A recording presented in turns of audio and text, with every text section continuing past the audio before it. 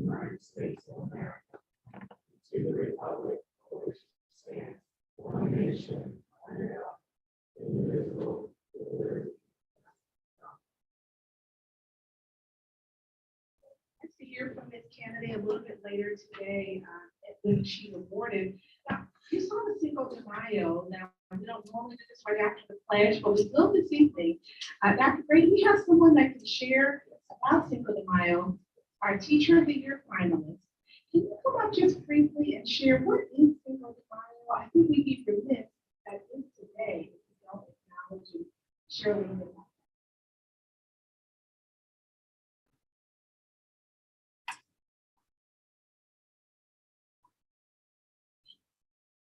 And the French, and the army was completely outnumbered, and this is on the Battle of One, and they overcame and defeated the French.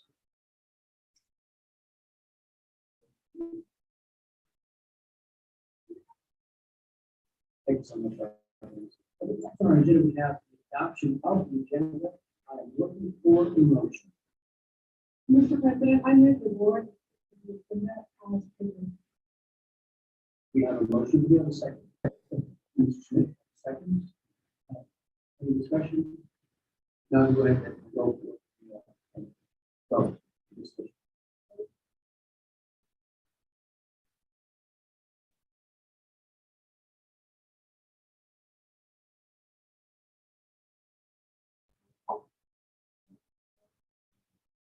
Thank you so much. Next on our agenda is the school highlights. Dr. Anderson. And we'll get up there. Yeah.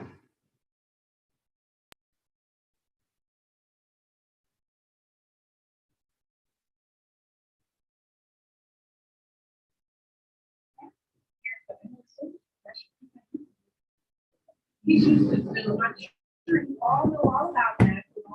Hey, man, looking at you, that is a new experience. These have not necessarily.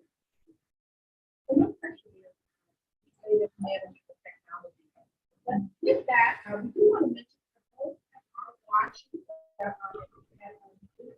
Hi, I'm Najee Kennedy from Topeka High School. So I'm in National Honor Society, National English Honor Society, Link Crew, Mu Alpha Theta, Student Government, Medical Club. Right now I only play softball, but I've played basketball and softball, and I think that's it. Nyjah Kennedy, even as a freshman, a sense of confidence. She knew what she was going to do. She had goals. She hit everything she did with excellence. She's tenacious, so she's determined both inside and outside of the classroom. You can tell she's passionate about sports, but she is equally committed to both as well. Nyjah's grown over the years. From her freshman year, she was still that main girl on the basketball court, on the softball diamond, but she's grown into a much bigger competitor for us, winning a state championship in softball last year. Oh, it was amazing. Like, no one thought we could do it, and we ended up doing it. So we're looking for the same thing this year, just going out playing our best and hopefully getting another one. Watch her play in the state tournament, both in basketball and softball, is to watch someone who doesn't let anything bother her. She plays to the end of the game, and I think you saw that best last year when she truly, in the end of the 0-0 state championship game, was able to get the strikeout and a home run that led to a 1-0 win. She is going to be a huge success at Stanford, and she is going to represent herself, her family, and the Trojan Nation with excellence forever. Nyjah obviously has earned all of her opportunities. She's worked hard and she's gotten there, so I think she'll be great and wonderful. I am nervous that she'll be so far away from her family, but California is awesome. She'll nail it. I think I have nothing but high hopes for her. So I'm thinking about majoring in management science and engineering, but the good thing about Stanford is I don't have to decide a major until my junior year. Thinking about either dermatology or working maybe in a technology company. So I'm thinking about Apple or Microsoft. Please make sure you take time for yourself. Make sure that when you look back, you have some memories that are about being yourself and having fun and expanding beyond the intensity that you have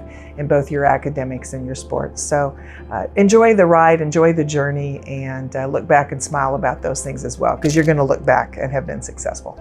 Enjoy your time in the halls of Troy. I've looked back and I remember thinking, oh, I can't wait till I'm out of high school. I have a lot of things I want to do, but now we have 12 days left, and I'm just wishing I would have cherished the moments more. Join me in giving a warm applause to Ms. Kennedy.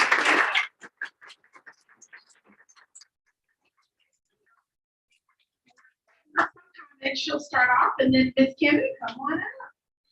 Ms. Kennedy, before she.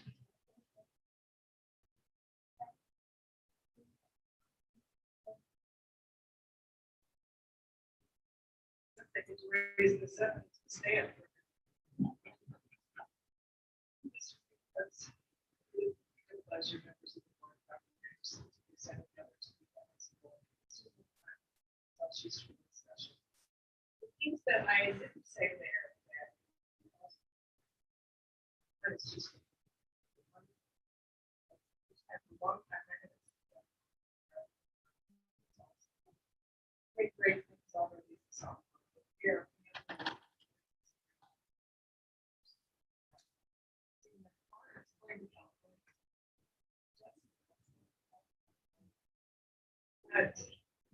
The things that make Niger special, she was a 4.5 GPA. She has taken it 10 semesters. She is about to learn about herself. To watch her play, I watch someone such a place. She is so good. She has been that way. National list, actually.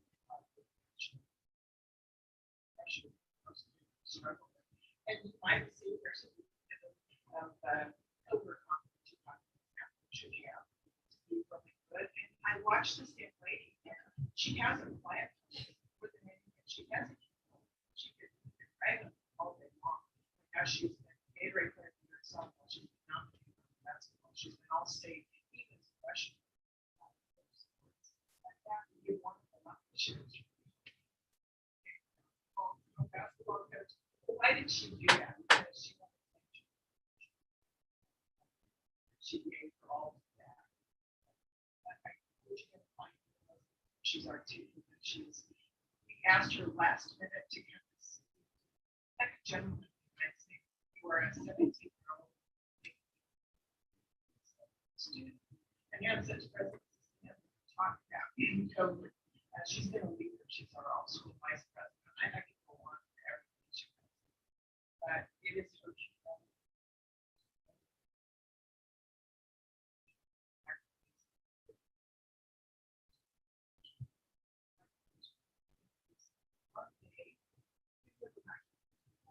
schools, our Trojan.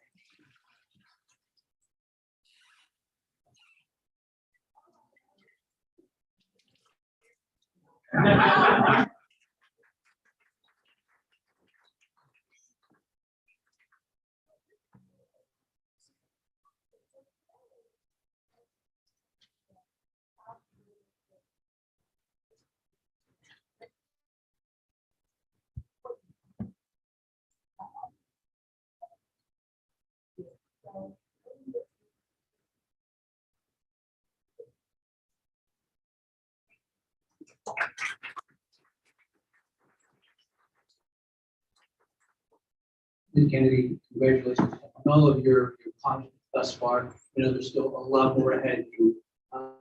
We have questions from the rest of our board members. Mr. Taylor. Ms. Kennedy, congratulations. You are absolutely blazing trails and setting the bar extremely high. So keep up the good work. I got to ask, you're going to Stanford. What are your? I know you want to get into I can't remember some kind of management. Maybe you could kind of talk a little bit about what you see yourself doing career-wise.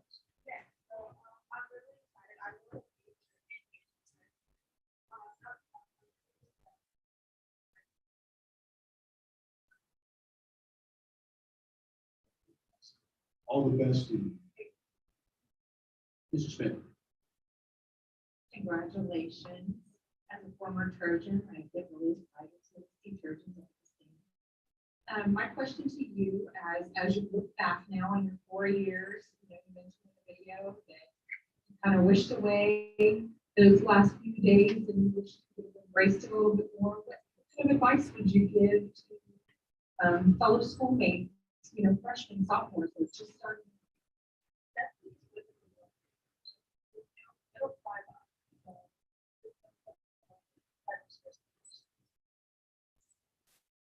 You are an outstanding young woman and displayed an immense amount of leadership.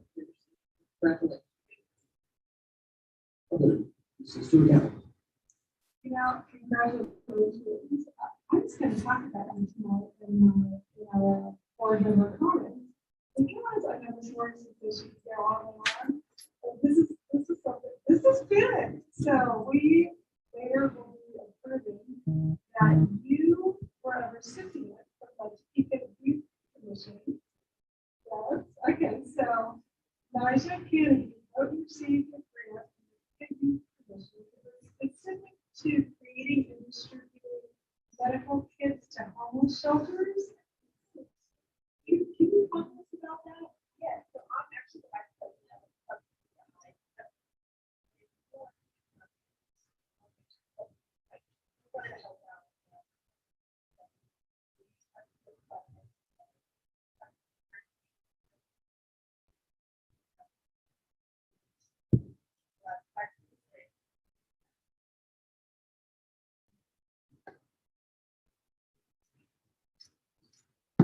Any other questions?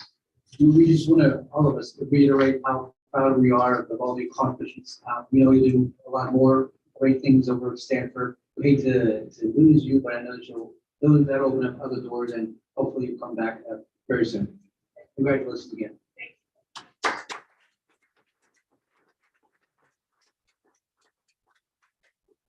With me right now is my mom, Kathleen, and my dad, Bruce, and brother, BJ. They're at my brother's house. Thank you guys so much.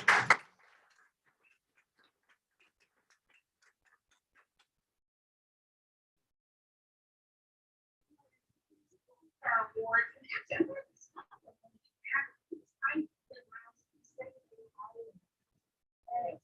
So you mentioned the youth commission awards, and actually next week we'll be next week we'll be talking about something new that Dr. McFarland, it's scholarships for students and staff. And this young man as a junior, and he's also someone who is acknowledged for a youth commission grant, and he's actively west. I want to ask Ms. Steinfeld to come forward. She's here with us.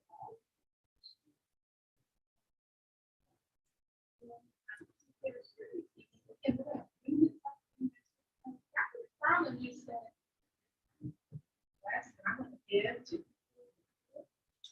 here is too late. So he so I'm going to turn it over to Ms. Steinfeld to mention that.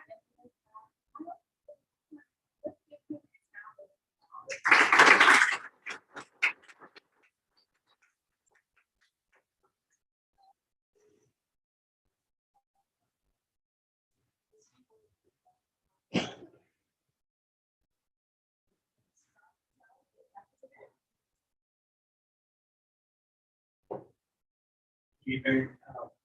Thanks for having us. Thanks for having us here today. Miles is an outstanding young man that we're very proud that he's the first recipient of the McFarland Scholarship. To tell you a little bit about the McFarland Scholarship, Dr. McFarland, who is a retired professor at the Neurosciences, freshman year of the school year, started a scholarship program. Graduated in 1967. We work with Johnson Vets to make sure that this happened. He's been very generous and very helpful in this process. Miles is the first recipient of this award for $500.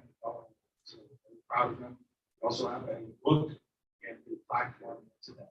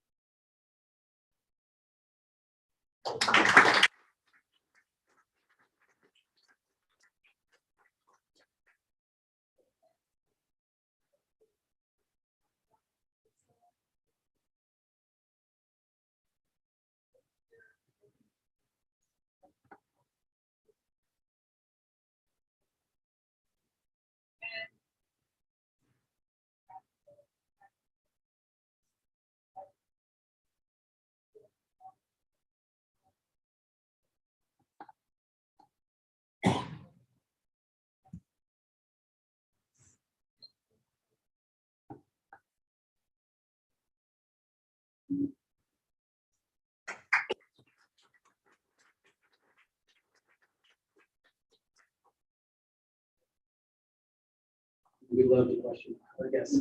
We're just curious, sort of by nature. Are there public questions? Dr. Schumacher? Miles, I believe you alluded to this, but you also do some big things as an athlete, am I correct? You and your brother, is that right? And you guys have been fairly successful with that, I believe? Yeah. Trying to get you to talk about it. Yeah, so, this year,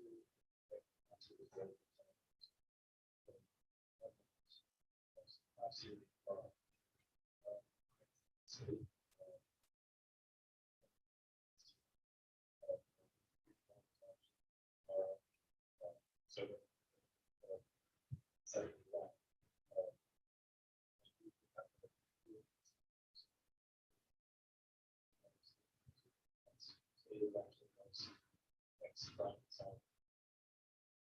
Remarkable.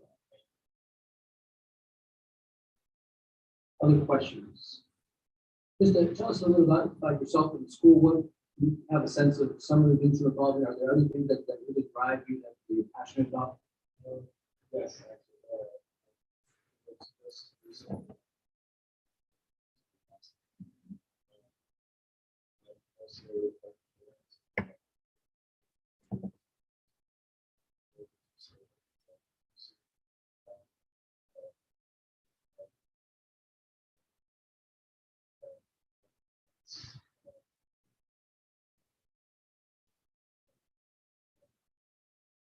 That sounds like, it sounds amazing. We can look forward to hearing more about you in the future.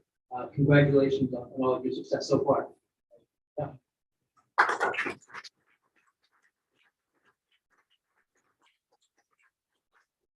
Is exceptional. I was there last night. And that's great picture for your mom. And that's there tonight. That's a very little student. And as we would continue with our awards, we do have our proclamation and we have our 25 years. We're going to start with our 25 years. Our awardee is tight for just a few minutes, and about 10 minutes, we're going to take a music break, and then we'll continue with the award winners. So just hang tight for about 10 minutes, and we'll start with our proclamation because people, I think, 25 people, they're sure can get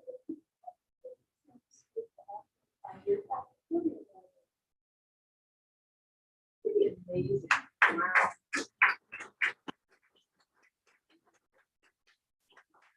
And if we actually went to a schools had a child with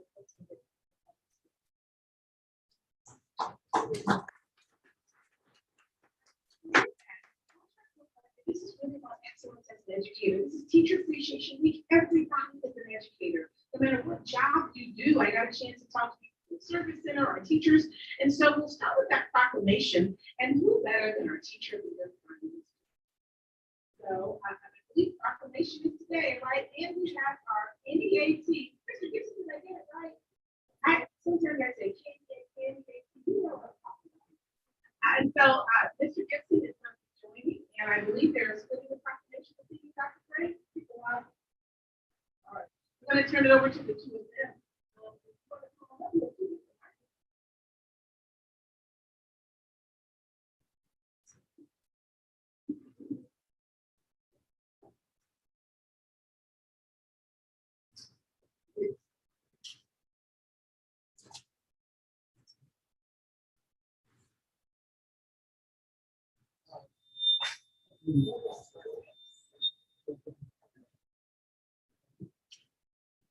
All right. Whereas Scapegoat Schools is proud to join other school districts and education organizations across the country to celebrate Teacher Appreciation Week, National Teacher Day, the 3rd, and whereas Teacher Appreciation Week is one of our most important observations because it brings attention to the teaching profession, which is worthy of honor, praise, and whereas success in Scapegoat Schools begins in the classroom. Our teachers are people who inspire students every day, instill a lifelong goal of learning. And whereas our teachers are a dynamic force in the learning process and consistently exhibit their steadfast commitment to students through their willingness to give their time, energy, talents, and resources. And whereas we recognize that all educators play a significant role in the validity and economic prosperity of our community because they are the people responsible for shaping our future. Now, therefore, be it resolved that Topeka Public Schools Unified School District 501 Topeka, Kansas does proclaim May 2nd through the 6th of 2022 as Teacher Appreciation Week.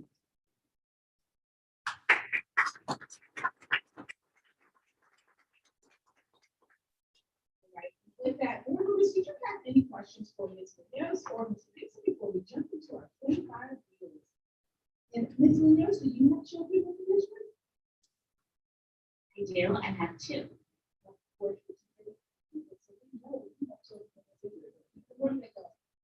My son Matthias goes to Topeka West, he's a freshman this year, and my daughter Maya is a 4th grader at McClear Elementary. Any other questions for members for Mr. Gibson? How can someone best express that we appreciate teachers? What would that look like? There's lots of things that could happen. What? That is a very good question. I would say just overall being there, the willingness to listen and to communicate because we're partners and it's not just teachers. We don't just educate folks. We work with parents and we work with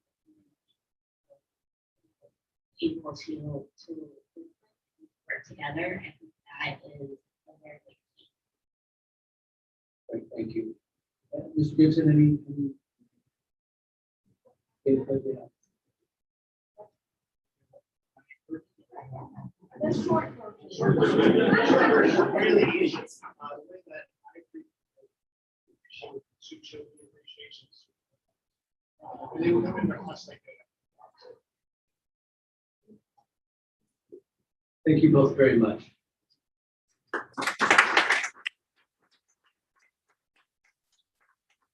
When we laugh, that corn dog piece, but it's really about knowing the people and making sure that you know what the needs are, what they like, and being able to serve in that way. And so with that, we're going to jump right into our 25 year ceremony. So Dr. Craig, with those being there, should we complete this?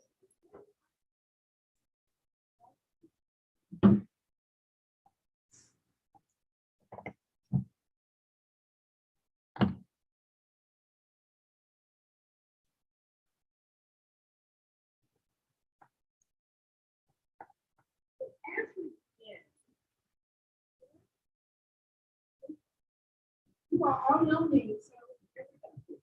This way. So as we begin, when we call your name, you have to bring it, you didn't call your name, and I'll give you the award. Once you get your back to the award, since it's. 5 years, so we're gonna stop with this. And board members, listen. If there's a question.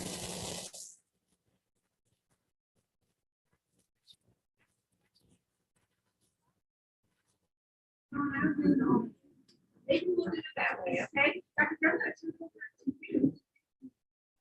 And, First staff is Lucia Anderson, Atlanta Middle School.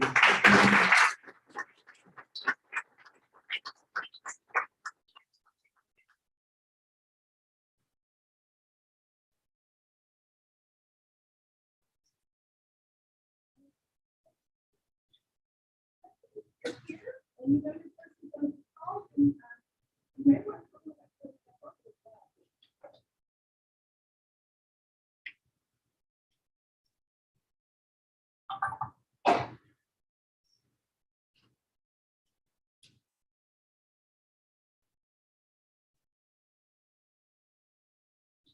William Ferguson.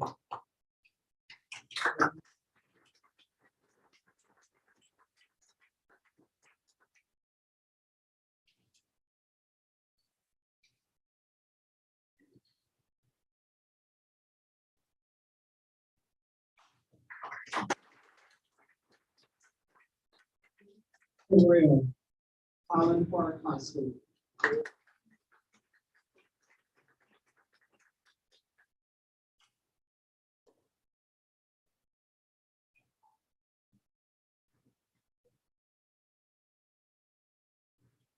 I don't believe that Mr. John Davies is here tonight. I just want to make sure he will come in. But he's from Information Technology. Let's give him a. Davies, Holland Park High School.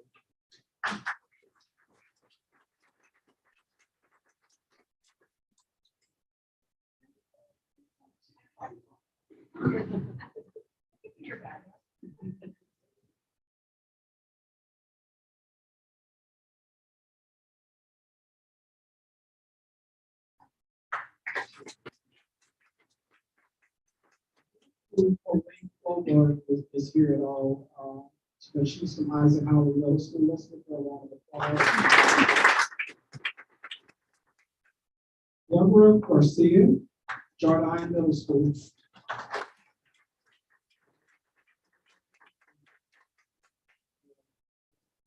the whole team of Jordan Elementary.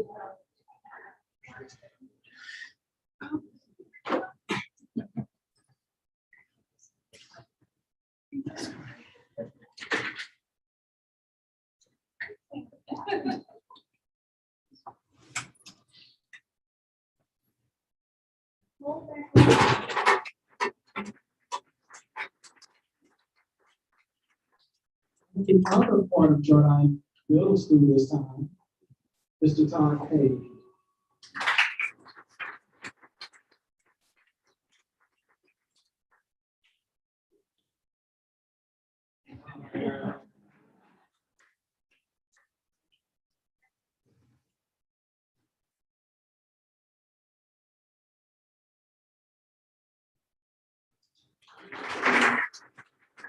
Moving Coach Berger, Chase Middle School.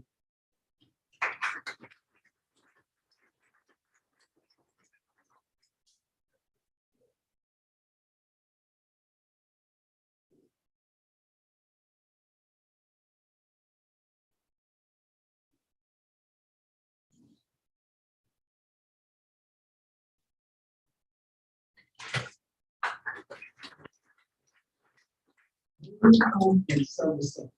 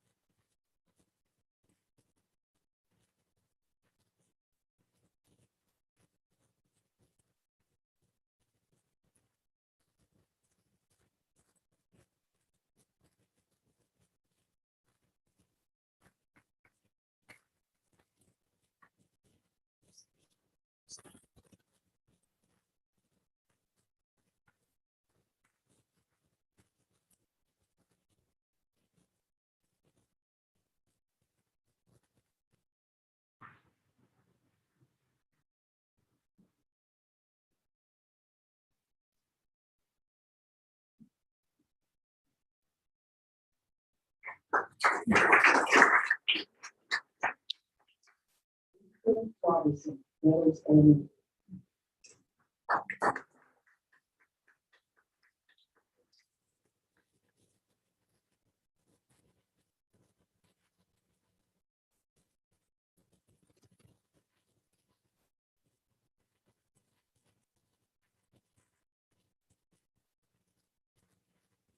John Schultz.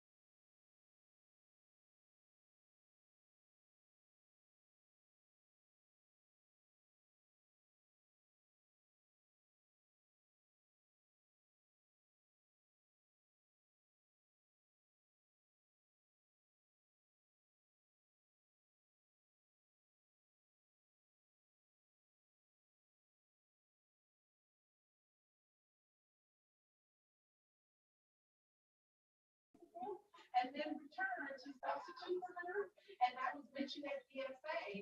And the news heard that story at DSA, so I'm so proud of her. She was one, were you? No, I was supporting. Oh, she was supporting, okay. She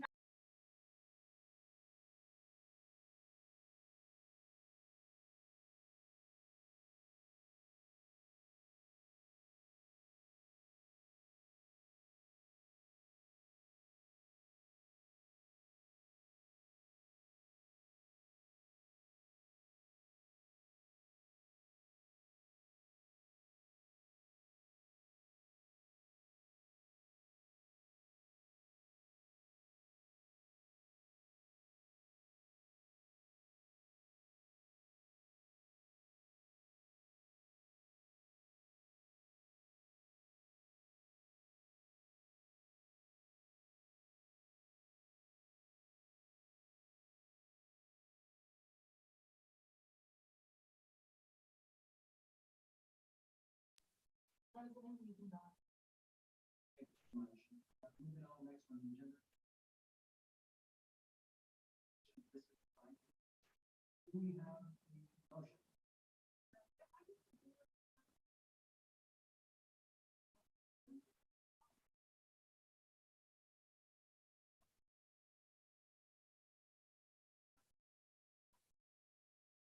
Thank you very much. We do have, is there a second? We have seconded. Any discussion?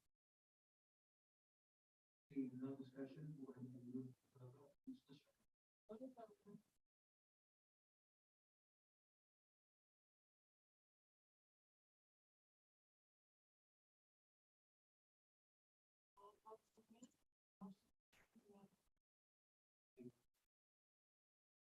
Next item on our agenda is the superintendent's report. Dr. Nixon.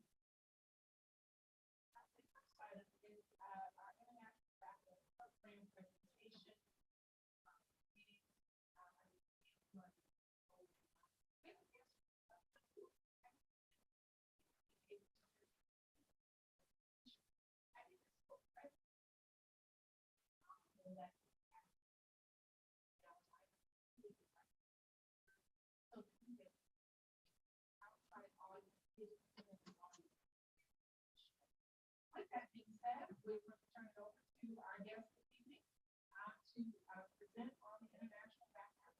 Mr. Gallo, turn it over to you. Welcome, Dr. Kelly. Can you hear us okay?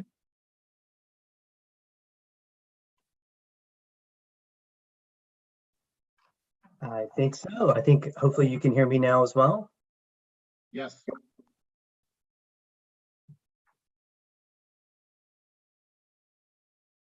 And would you like to go ahead and proceed? All right. And can everyone see my screen? You should see a slide that says International Baccalaureate. I do not. Okay, I will try that again. You should have the ability to share now. Okay, thank you. All right, how about now? I can see it. All right, wonderful. Dr. Anderson, Board President Munoz, members of the board, thank you for having me here tonight. Happy to talk a little bit about the International Baccalaureate. I'd like to first start with the context of who we are as an organization and where our roots come from. This is a picture of where we originally started in 1924 with 8 children, a rabbit, and people connected to the League of Nations and the International Labor Organization in Geneva, Switzerland.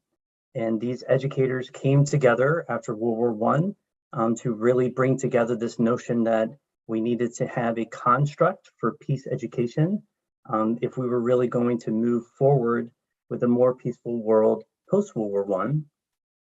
And that led to this moment here. This is the second head of school for the International School of Geneva in 1948, giving a speech to the United Nations called Education Techniques for Peace, Do They Exist? And she was very impassioned at this speech, as she was the only international school after World War II that survived. And in this speech, she petitioned the United Nations to not only encourage peace education around the world, but also to eliminate the word foreigner from school, to really minimize this notion of difference from one another, and to require a second language in schools across Europe. And those tenets still inspire the IB today, where we require access to a second language from our early years program all the way to our diploma program. And from that moment, a construct was created to where we became our own nonprofit in 1968. And here you see our first Director General handing out the first internationally recognized diplomas in 1971. And since that moment, well, before I transition to that, our mission then is the same as today, as we aim to develop inquiring, knowledgeable, and caring young people who help to create a better and more peaceful world through intercultural understanding and respect. And we do this in a way to where our students are active, compassionate, and lifelong learners who understand that other people with their differences can also be right. And from that moment, we have spread quite exponentially since 1968, where we now are in over 5,000 schools around the world in over 151 countries, with those schools implementing over 7,000 programs. And what's really, I would say, uniquely positioning not only for the IB abroad, but also here in the United States. Originally, our largest program was the diploma program. I would say since the pandemic, we've seen a significant increase in schools implementing our middle years program. And I think it's all about equity, and access at this point in terms of how do we prepare students for the rigors of the diploma program. But we also have a career-related program and a primary years program as well. In the United States, it's a very different story though. Of all the IB schools around the US, around 2,000 schools in total, 90% of those schools are public schools. And of those public schools, 60% qualify for free and reduced lunch.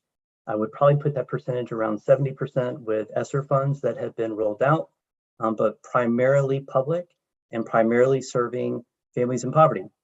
So not the first thing that you would think when you hear the IB, but that's why I really think it's a uniquely American story when you look at the IB inside the US. In terms of the 4 programs, our primary years program serves students from 3 to 12 years of age. Our middle years program in the US context typically serves either grades 6 through 8. Some schools have what we call a continuum, where it's grades 6 through 10th grade. And then our diploma and our career-related program serves our grades 11th and 12th, or our age range of 16 to 19-year-olds. And when we look at those programs, they all have characteristics that build upon itself.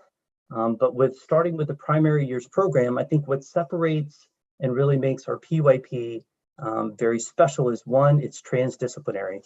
So all the disciplines, all the standards come together to really study into these transdisciplinary units.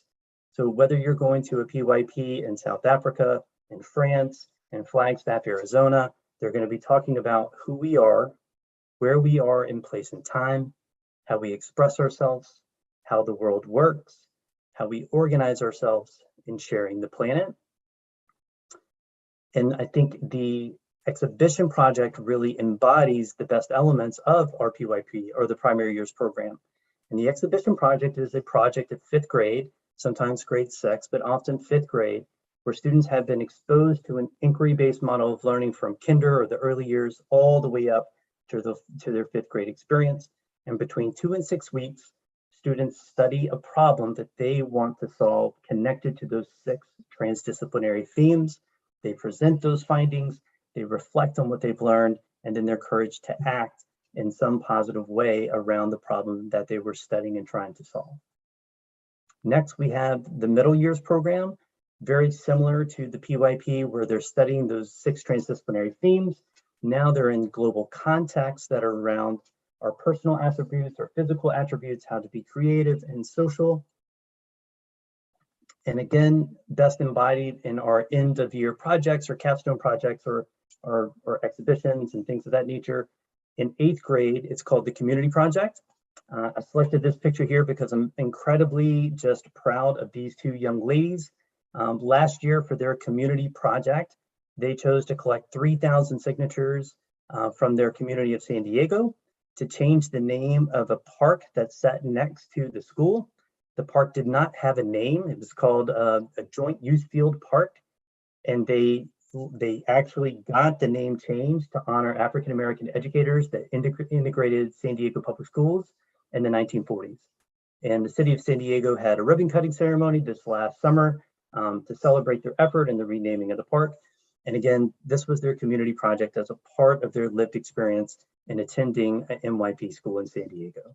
And I think that story just really shows the power of student agency and really showing students how to learn, and how to be a positive force in the world out there. Next, we have the career-related program where students focus on a career of interest and study connected to diploma program courses. So it's a nice blend of our diploma program, but more specific to an area of study around the careers that they're interested in. In the US context, we often call it CTE, but in this case, it also has personal and professional skill components, access to DP classes or diploma program courses. So it's also quite rigorous, but still more focused on areas of careers. And last, we have our most known program, which is our diploma program, which is 6 subject groups where students study, also connected to a theory of knowledge class, which is an ethics and philosophy course that spans grades 11 and 12, alongside what we call CAS, or creativity, activity, and service, where students try to push themselves in areas where they have never broached, and as well, and followed by the extended essay, which is comparable to a mini thesis or a 4,000-word essay, again, connected to a problem that a student is trying to solve. And so to embody that, I found this young man 2 weeks ago. I'm not sure if I found him, he kind of went viral.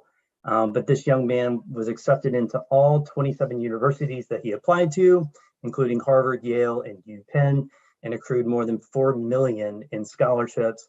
So a tip of the hat to Mr. Jonathan Walker there.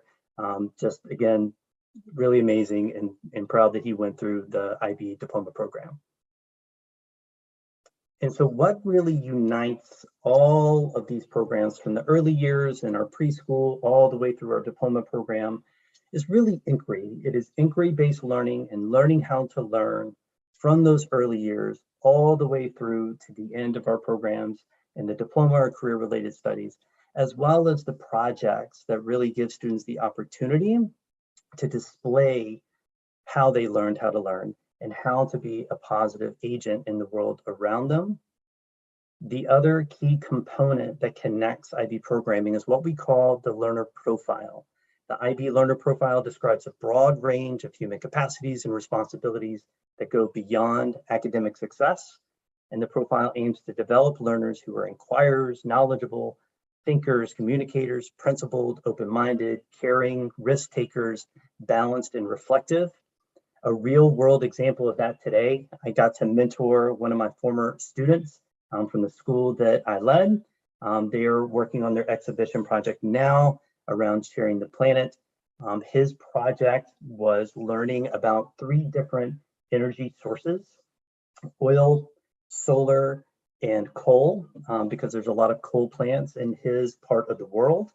And in his exhibition project, with the 3 parts of the learner profile that he picked balanced, risk taker, and principled. And so when you're guiding students through these projects, you don't really give them the answers. You're just adding, probing questions and getting them to really push their own thinking and directing them where to research. And so when I asked him, hey, why did you pick those 3? Why did you pick balance?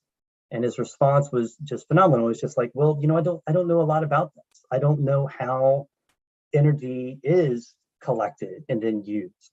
And I don't understand it. And I feel like I need to be more balanced to really be able to stand up and give an answer to this stuff. And I was like, oh, that's a great answer, but why principled? What does principled have to do with this? He's like, well, I hope to actually be more, he used the word integrity. I want to have integrity with my decisions. And I feel like I need to know this so I can act with integrity. And when I asked him about risk taker, the answer was pure 5th grader. It was just, I just really need to speak up more. I get nervous talking in front of the class. And I was like, hey, that's a great answer, man. And those are great parts of the learner profile that you picked for your exhibition project. But that being said, that carries on all the way through the middle years program, all the way through the career-related program and the diploma program as well. And also the approaches to learning from our early years to our DP. We're really pushing students around their thinking skills, their communication skills, their research skills, their social skills, and their self-management skills. That's really embodied in our 10th grade project called the Personal Project, where students do a project specific to the approaches to learning. And last, all of this intentionally builds upon itself. It's very common to have standalone programs where a school or a district has a series of diploma programs just in their high schools, but it's also very common to see what we call continuum schools and or pattern feeder schools. And what's been really fun in the last 2 years, we're having a lot of interest in district-wide and or large groups of schools. Some being featured recently. The Aspen School District just went IB district-wide. Brooklyn District number 13 just added 13 programs, and another district in Brooklyn is looking to adding 15 this year. Boston Public Schools added 26 IB programs last year. So it's really fun to see a lot of our public school systems seeing how, one, if they have an isolated program, how can they build upon them and bring them to scale? And the last thing that really brings all of these programs together is our authorization process. We're not something that is just purchased and then taught. These are best practices that are implemented in frameworks and really involves educator autonomy, educator creativity, and creating these units of inquiry and creating this essentially from our early years all the way to our DP and CP. And once a school really decides that the IB is a good match, or a district decides that the vision and mission of the IB aligns with the vision and mission of the school, then they open what we call the application for candidacy. So they move beyond this consideration phase and apply to become an IB candidate school. And during candidacy is a 2 to 3 year window of time, typically for the PYP and the MYP, 1 to 2 years for our diploma and or career related program. And in that time, they're putting all these components together. And then once these components do come together, that's when they tell the IB, hey, we're doing all these things. We're doing inquiry-based learning. We're doing transdisciplinary learning, the exhibition project, the community project. And that's when our authorization team would either fly to the school or do an in-person or online visit to ensure that all these different components are in place.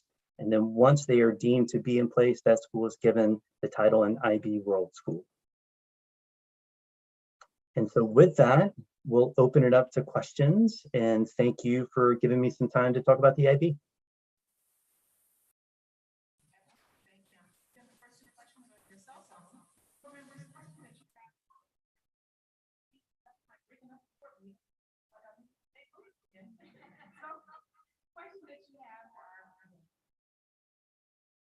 Dr. Bowman. There's an echo in here. Yeah, a little bit of an echo.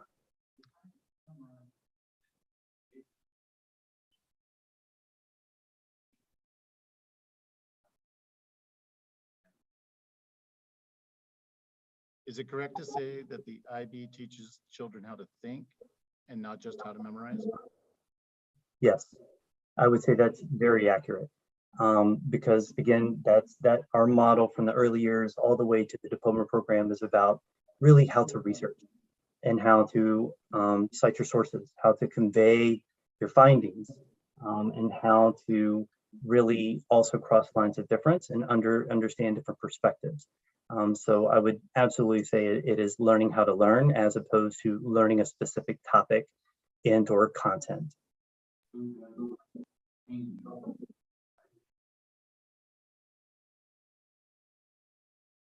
Who does the changeover? Would you mind just defining changeover for me?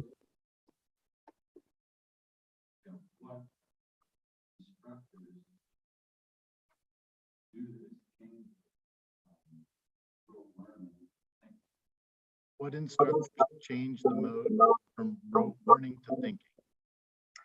That's a great question. That takes time. And especially in our primary years program where it's transdisciplinary, they create something called a program of inquiry. And it's how we talk about who we are, where we are in place and time, how the world works at kindergarten, first, second, third, fourth, and fifth grade. And how we do that through these large central ideas and really integrate our state standards into those units of inquiry. And that's why candidacy takes roughly 2 to 3 years for a school to create this program of inquiry. It's very common when you leave the United States, but it's not very common. We're often just guided by our state standards and/or curriculum that we adopted. And where these frameworks are so powerful, it's how do we now put all of that knowledge into these themes and then structure it in a way to where we can have students ask those questions and then guide them to where they can learn how to research those questions and then integrate all those standards and skills into those units of inquiry. So that's why it takes about 2 to 3 years for a PYP to really create that program of inquiry. For the middle years program, it's a little easier because you have your disciplines and we have our subject-specific disciplines of training for the middle years program. So teachers really weave in those global contexts in their syllabi. And then with the diploma program and the career-related program, it's a little more, we're getting ready for college, but we still have this inquiry route of knowing how to research, convey our finding. And the best example for that in the career-related program that it didn't mention is what we call the reflective project. And so whether a student is doing a career-related focus in agriculture, whether it be business management, they're going to be looking at ethical issues within their career focus. So we'll use the agricultural example where a student, and this is a real example, where a student used agriculture in the Southwest through the lens of the Colorado Plateau and how to sustainably have agriculture over the next 40 to 50 years in that context. So he was looking at an ethical issue, wrote a 3,000 word essay on that topic, and that was his capstone. So in terms of who does it, it's the educators, it's definitely the school leaders and the program coordinators that guide and empower the educators in this creative process. What is the first step if we want to do this? Would high school be the first program we should start with? I would say it's really up to the district's vision and in conversation with your schools.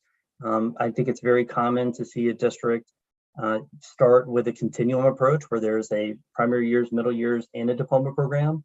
I'd say historically, the approach has been, we're starting with a diploma program, and then we do a backwards design. But like I said, in the last 2 to 3 years, because of COVID and the pandemic, we're seeing a lot of bold decisions where, people are starting with an exceptionally large amount of programs. So it's really what's best for the district and what's best for the schools who are really looking to become an Ivy World school.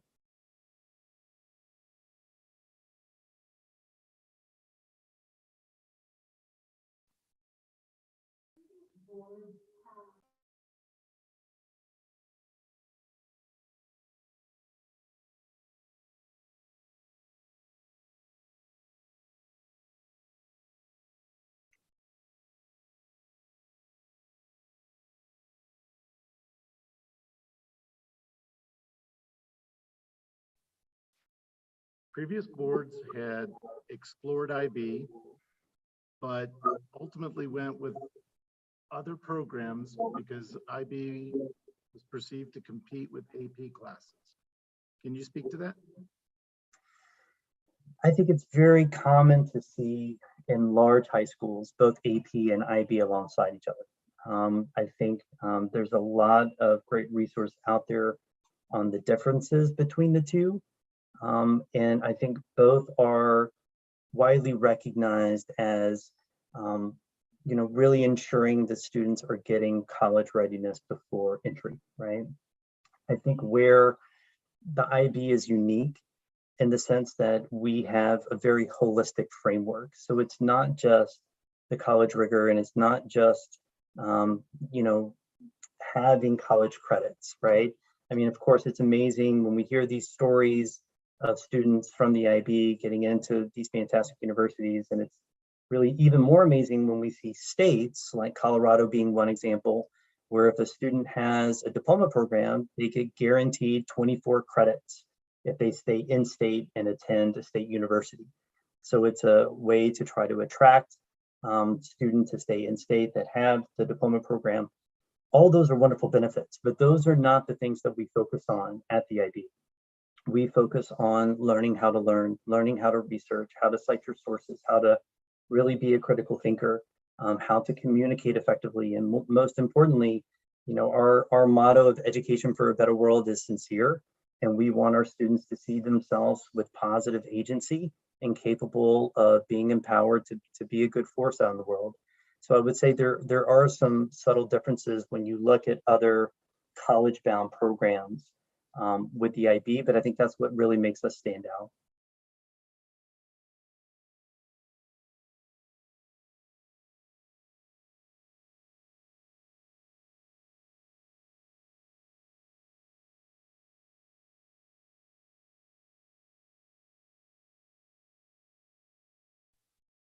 What are factors that make this a good fit and factors that would make this a bad fit that you see in other school districts?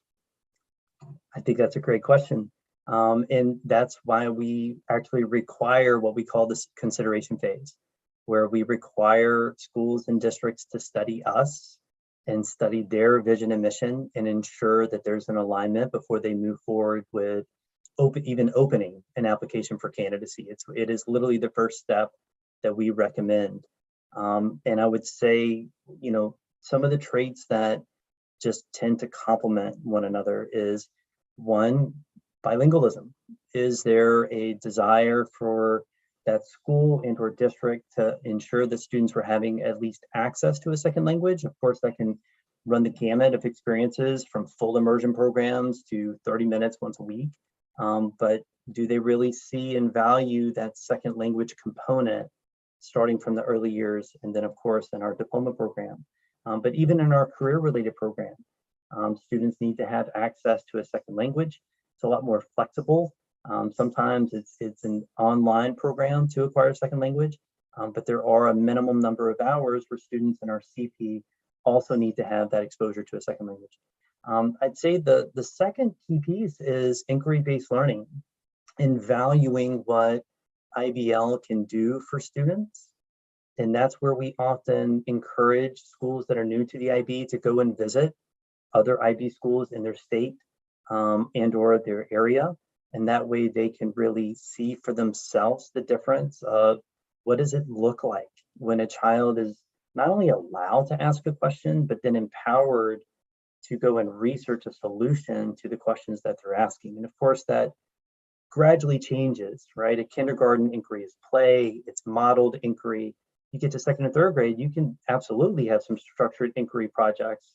And once you get to fourth and fifth, absolutely independent inquiry, especially throughout the MYP and the CPTP. So I'd say bilingualism, an understanding and commitment to inquiry-based learning. And then I would say the third is really international mindedness, because that is the other key component to the IB, is really allowing these spaces for students to learn not only a second language, but the reason behind that is to learn how to cross lines of difference and understand different perspectives and different ethnicities and peoples and nations. And that's not a tagline for us. I mean, that is a part of our DNA that we really hold on to. So I would say those three are the biggest buckets in terms of really looking, is this feasible for a district or school? Is there a commitment to that second language? Is there a commitment to international mindedness? And is there a commitment to inquiry-based learning?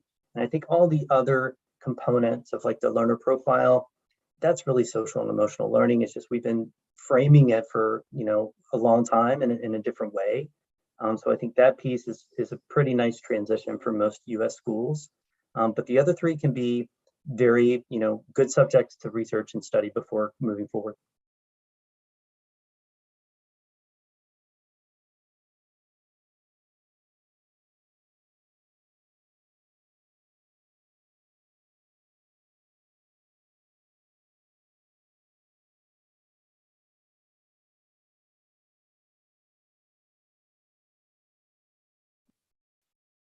Aside from the 2 to 3 year commitment, what are some other time commitments that the district would need to put in order to get this off the ground?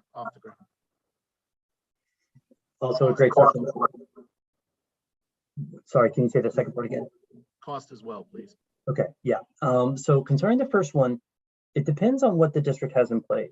And so when my school went from, non-PYP to a primary years program, we really ensured that we aligned all of our prep time to building our units of inquiry, all of our staff meetings, all of our 301 days.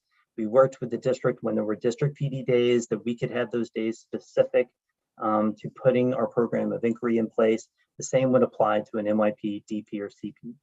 And so that's where I think this conversation is really powerful, because most often than not, it's schools trying to become IB World schools, and then they're going to their districts for support.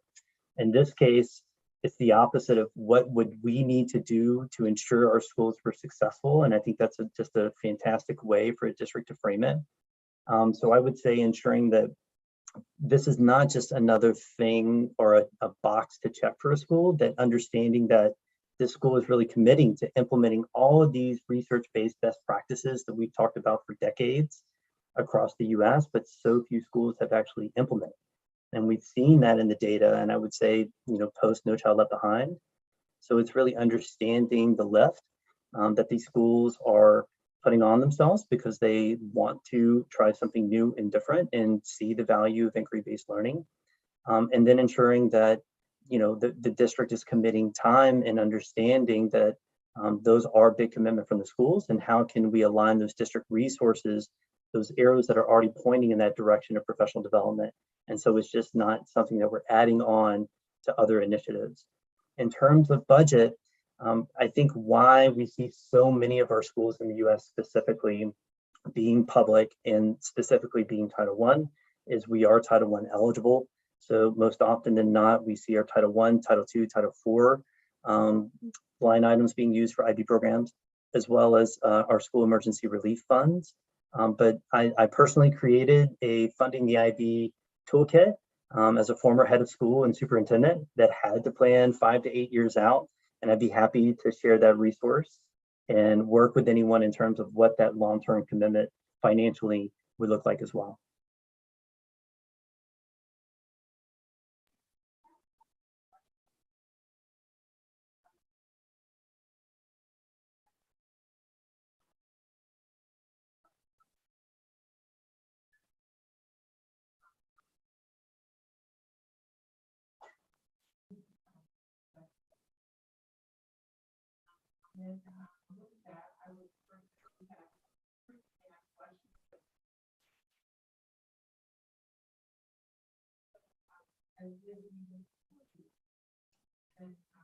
I'll reach out and ask frequently asked questions about the people share. And I think we have other questions.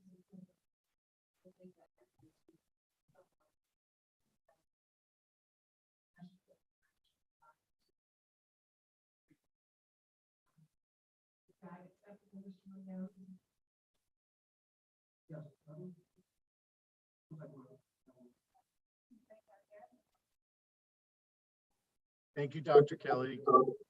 Dr. Anderson will be following up with you tomorrow. We really appreciate your time tonight. Thank you, Dr. Anderson. Thank you, board president, members of the board, and to the teachers out there. Happy Teacher Appreciation Week. Nice to meet everyone.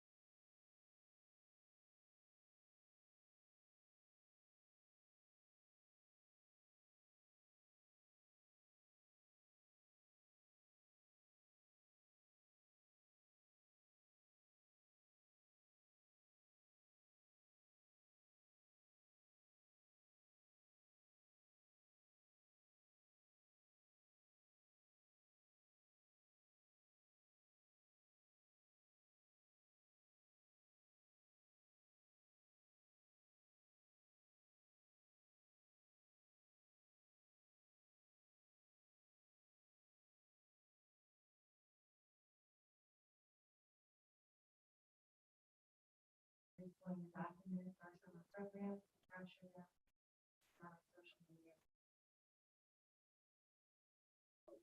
And that communication for every your what's happening during the summer.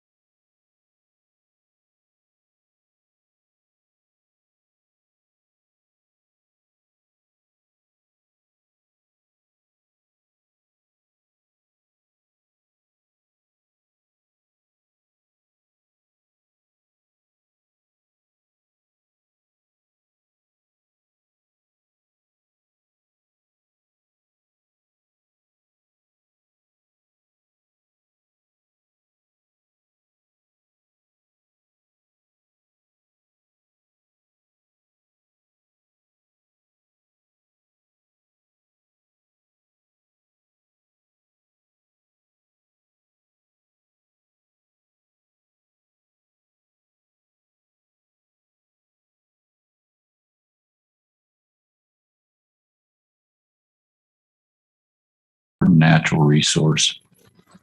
And the teachers are the ones really that help develop this natural resource. And I'm not sure how the teachers will change to a 180-degree turnaround from sort of the method of memorizing to, well, let's have some thinking plans.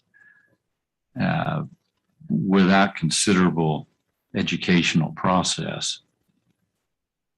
So if they got a master's degree, we'd have to pay them more anyway. But with the year, I don't remember ever finishing a textbook, even in college.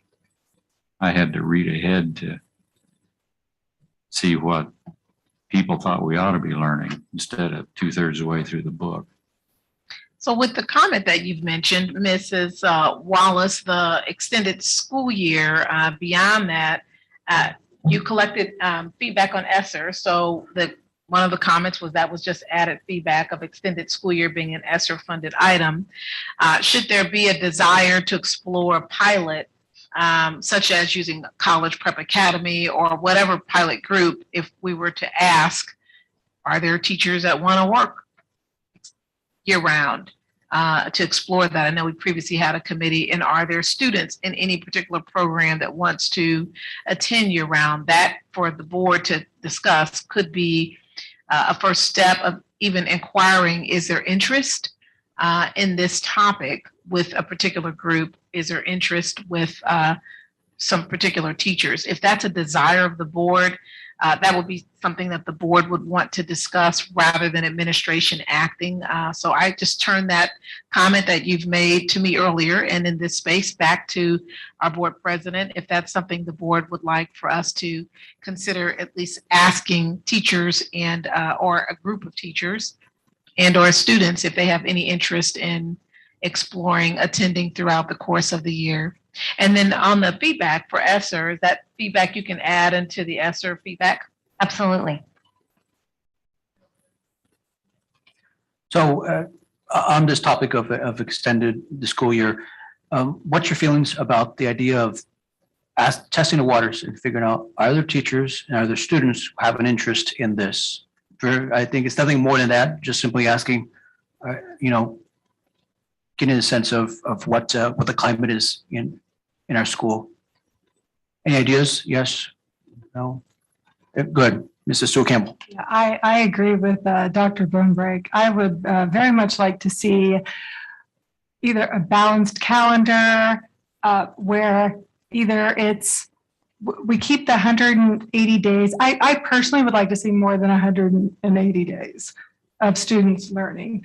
But if that's not an option, of course, this would need to be negotiated with NEAT.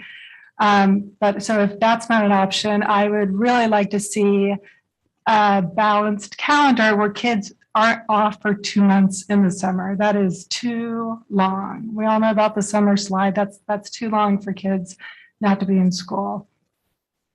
But before we get there, though, to that point, would you be interested in reaching out to students and to teachers to see if there's an appetite for that, even before we get to that point? Is there any interest among the board for that? Mr. Tatum. I think that I absolutely would love to see kids having more opportunities to learn.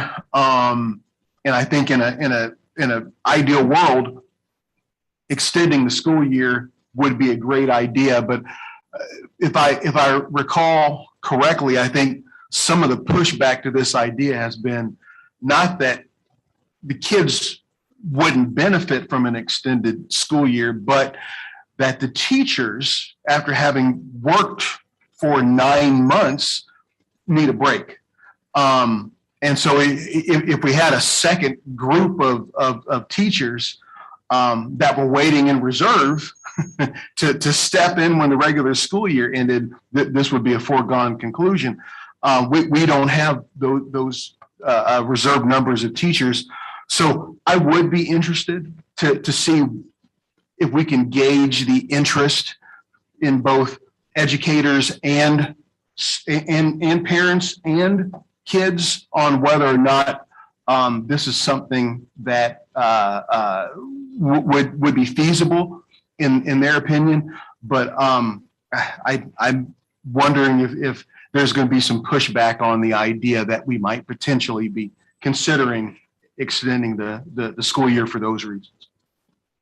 Dr. Bonebrake. Of course, we'd have to pay the teachers. I think if they realized they'd be remunerated, it would help considerably. And maybe with the students to know that, hey, maybe I'm going to get college credit or one less year of tuition to a college would save me thousands of dollars. You know, you have to make it appeal if you're going to ask. I mean, just to tell somebody, hey, you're going to go to school another month every year, I don't think that's going to go over very well. Ms. Schmidt and Dr. Schumacher, I'd love to hear, where you're leaning one way or another. I think we would need to do our due diligence in reaching out and seeing what kind of interest there was. And I don't know that we could be as broad as asking, are you interested or are you not? I think we might have to put a couple different scenarios together, like the balanced school year, whether we do 2 weeks off in between each quarter or what that might look like. But if there's any research available that there are schools that are already doing this, take 2 or 3 options and then gauge people from that. Thank you. Dr. Schumacher? Yeah, so I agree on a lot of points with Dr. Bonebreak, but I do I worry about we put a lot onto teachers, and they deserve some break. And as Dr. Bonebreak said, it's where the United States is at compared to other countries, and how it probably is, going to school longer, but also, as he said, I don't think we value our resources, our natural resources like we should. And the investment in public education, it gets harder and harder when you see what happens in the legislature and nationally. So I think I worry about that a little bit. I think if I was thinking that, I'm completely open to getting more information. I suspect maybe DCAC has looked at this previously, and so it might be good to see what they've dived into as well. But because there's a lot of people that put good energy into those projects. But I don't know, I worry that maybe the energy that we put into something like that might be a little bit misguided. But what intrigues me about this is just talking directly to individuals who are impacted by this and hearing from them so that they can tell us, as opposed to us say they may or may not, we don't know, but confirming from them directly can tell us whether this is an uphill battle we just can't overcome. But so it sounds like everybody is in agreement to do initial inquiries and as you see fit. This, I think there's some worry about how we phrase it. Do you all have any input on how you like? We'll give some thought to this, Mr. Munoz, to make sure that it's known that we're not saying we are doing something, but we're being real thoughtful about as we end the year, because we do end of the year surveys often about next year and things like that. And as we're preparing to end the year, we would like to gain feedback in a few areas, and we'll send you that draft language. DCAC has researched this in the past. We'll pull that data for you. Topeka Public Schools researched in the last year or two, Ms. Wallace? The last year or two, since Dr. Bonebreak had brought it up, we had a small committee that explored it. So we'll give feedback on that. And then this summer, teachers are being paid their regular salary to continue to teach throughout the summer. Ms. Wallace has shared currently we do not have the level of interest in working for the summer for the number of young people that were invited. So we'll also have to think about how might we manage that balanced calendar should there be one that is entertained. But we'll come up with what that questions or those questions will look like and share that with you, and then see what people think for staff and for students. And we might be surprised with what we learn of who may have an interest in such. So we'll proceed in that regard. Mr. Munoz, as we've concluded the summer school piece, and that's really the end of our report, we want to remind you graduation's next week. You have on your table a little graduation packet. It's just a sample of what the 3 different comprehensive schools in Hope Street and Cap City, what their graduation packets and programs look like. I believe Dr. Gray is getting one for anyone that's in the audience, any news reporter in the audience, so they can see that as well. And so if you have questions, you really won't need the parking pass, but we gave you one. We used to use that when we went to the expo. We don't really need that because it's our own property. With that graduation, the next week after the graduation, the next board meeting, we'll be sharing how much they got in scholarships at that next meeting. We have approximately 900 graduates, so we're excited about that. With that 900, about 184 at Highland Park. It's the smaller of the 3 comprehensive schools. Of course, the largest of the 376 at Topeka High, and almost 300, actually 294 at Topeka West.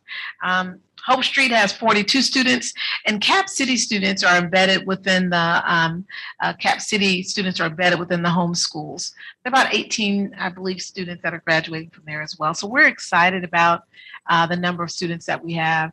Are there questions about the graduation? Your regalia will be there ready for you.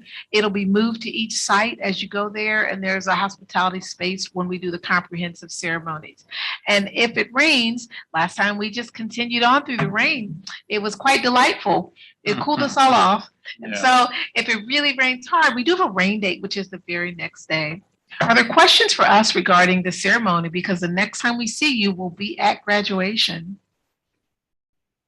Not seeing questions, I just have to say hats off to Dr. Gray, the communications team who's managing this evening's video, but they'll be there really doing all the taping and the live streaming, as well as Mr. Robbins and his team who provides the hospitality, Ms. Mosier, as well as ironing your regalia and having it ready and moving it. It takes a full team to make this thing happen between warehouse and other folks. So thank you all, entire team, for taking care of us and all of our students. The graduation video, the students still wanted a videotaped graduation. So we did it during COVID and they liked it so much, they wanted us to do that again. So we have enjoyed putting together a graduation video. Every student is on there. Mr. Munoz's speech is on there. Mine and the principals are on there as well. So that will show that evening after the final graduation. It'll be on our YouTube and on our Facebook. I'll turn it back on over to Mr. Munoz. I believe we've covered everything we need to cover this evening. Thank you so much. Next item on our agenda is a discussion item, which is 19.1, approval to publish a hearing notice amending the 2021-2022 virtual education budget. And I think we have Dr. Menke, or Mr. Menke, who's going to talk to us a little bit about that. Easy. I work for a living, Mr. Munoz. I work for a living.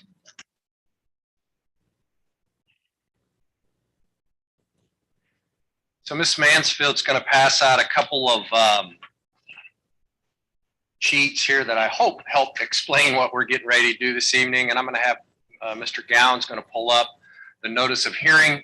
I just want to be very, first of all, you can underspend the adopted amount in any fund, right? And we adopt the budget at the beginning of the year. So you can underspend any state aid fund.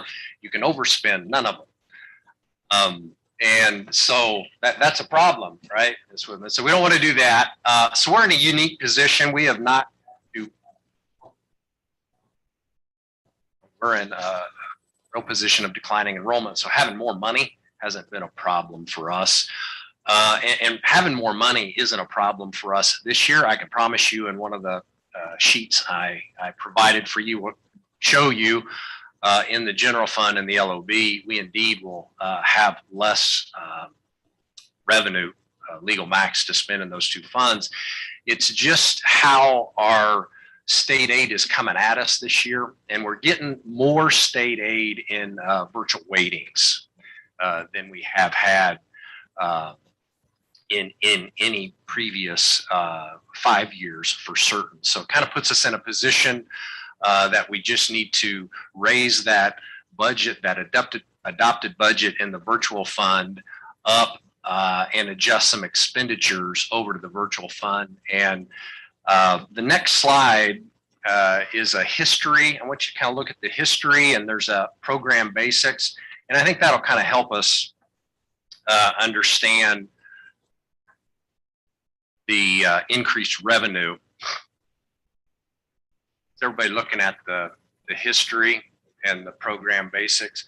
So if you look at, I put together a 5-year, tried to make this as simple as I could. So if you look at revenues in terms of state aid in the virtual program, you see 2017-18 about 228,000, 2018-19 131, 2019-20 233,000. So there's of virtual students, there's 19 years and younger, and then there's 20 and older, and how we get paid for those is a little different. But you could see 17-18, 18-19, 19-20, pretty predictable. And then along comes, I hate blaming everything on COVID, but I'm going to blame this on COVID. You know, and we had some students move out of, you know, regular instruction into that virtual. So you saw a bump there, 73, got about $385,000 in revenue in 2021, which, you know, was significant, but still not a lot of money.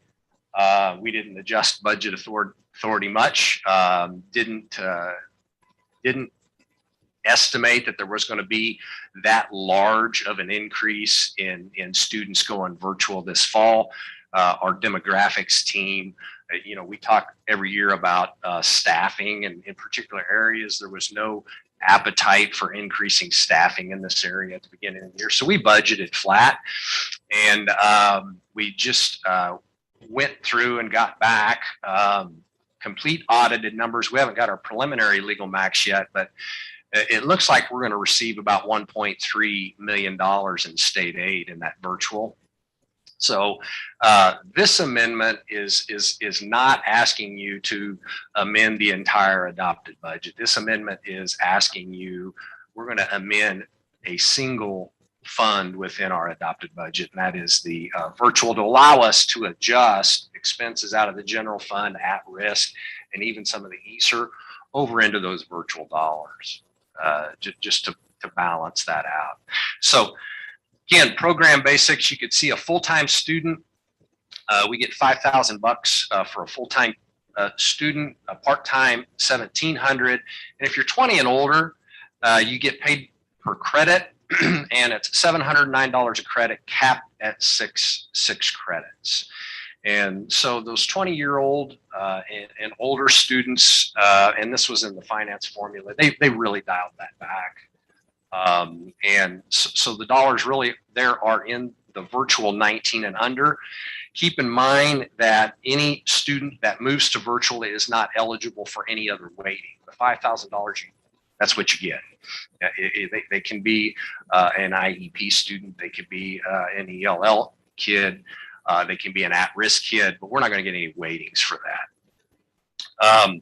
So full-time $5,000, part-time $1,700, and it is calculated on minutes, the number of minutes. And I know our demographics team, they put a lot of effort into this when this is being tracked, and Billy's team puts a lot of effort into this. But there's connected time and offline time. Connected time has to be tracked by our district computer system and is logged.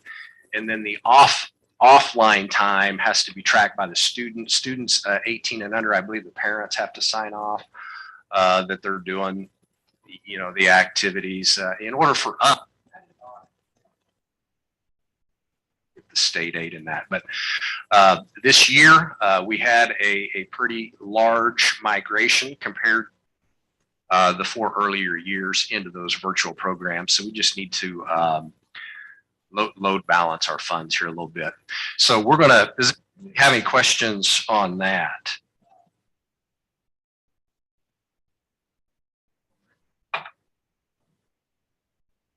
A live student, not virtual, but in person, what do we get from the state? This year, $4,706 base financial aid. Then if, you know, if the student if they're ELL, or I mean, they could have at risk, some other weighting, but the base foundation for every student this year is $4,706.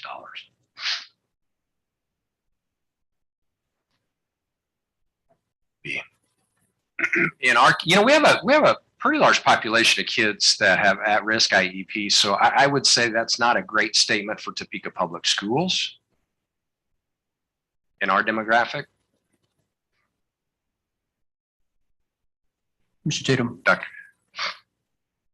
A couple of questions, Mr. Minky. Number one, I would assume that because virtual students are not included in the calculation of the district's LOB, right? This is a decision the board can make independently from public input, unlike having to have the voters vote on capital improvement or something like, we can, okay, this isn't at that level. And this impacts nothing in terms of ad valorem taxes, mill levy. This is simply, and I think when we look at the funds, you'll see we're really just adjusting some transfers within the budgets we've got, and we will dial back our general fund and our LOB this year. So we're not going to have more money to spend. We're going to have more money to spend in the virtual fund, period. But and less money somewhere else. Less money somewhere else. So this simply is just a legal requirement to publish this notice to amend our adopted budget. It's a courtesy, and we don't need any thing but to have that hearing on the 19th, and then Shawnette and I will go to work load balancing the budget for the end of the 21-22 school year. Okay, so we don't need the public's permission, but we do need to let the public know that we're making a change to the okay. This tax, some way they can make a protest. This is not a fund that has a mill levy. This decision doesn't impact ad valorem taxes or mill levy at all.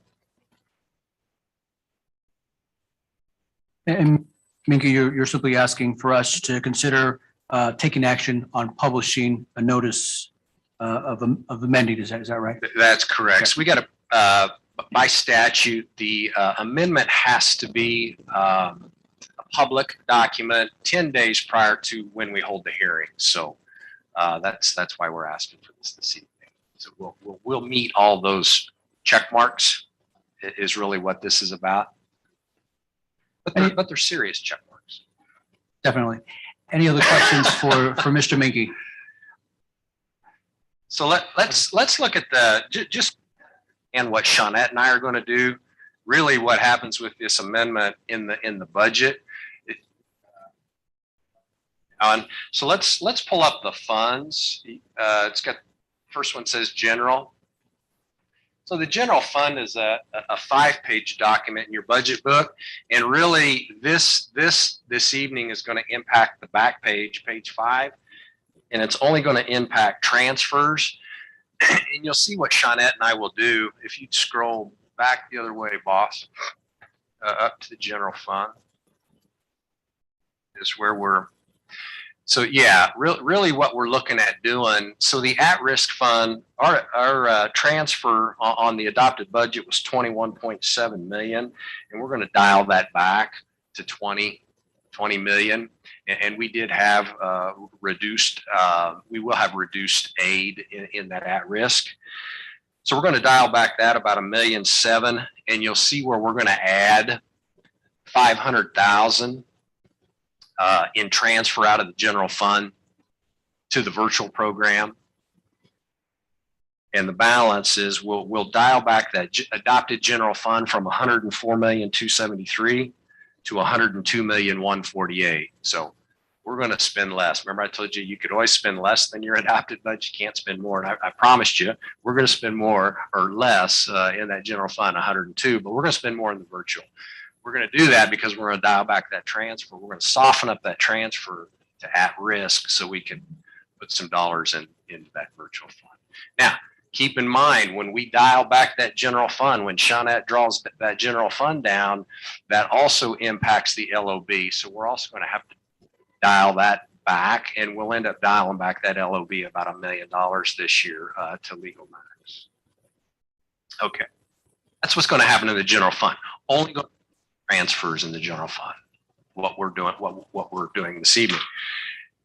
In the at-risk, if you the next one, that transfer out of the general fund was 21.7 million. We're dialing that back to 20,062,000, and which also dials back the supplemental general from that 5.9 to 5,063,000.